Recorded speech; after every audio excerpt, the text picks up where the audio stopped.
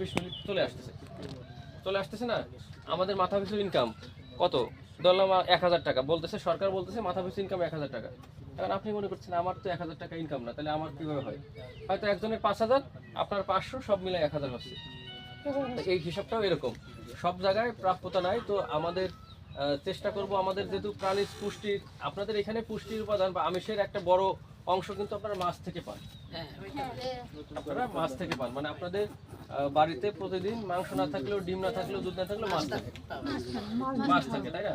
আবার একটু যদি ওই উপর দিকে যান, তাদের বাড়িতে ডিম থাকে কিন্তু মাছ থাকে না, মাছ ম্যানেজ করতে পারে। আচ্ছা, যাই হোক, প্রাণীজ আমিষটা দরকার। এটা হচ্ছে আমাদের ডিপার্টমেন্টের ইয়ে আছে যে একটা মানুষের একটা করে ডিম, 250 মিলি দুধ এবং 120 গ্রাম মাংস খাওয়া উচিত। আমিষ কাজ করে শরীরের বৃদ্ধি এবং ক্ষয়পূরণ। বৃদ্ধি বলতে যারা ছোট থেকে বাচ্চা বড় হচ্ছে, এদের শরীরের বৃদ্ধির জন্য।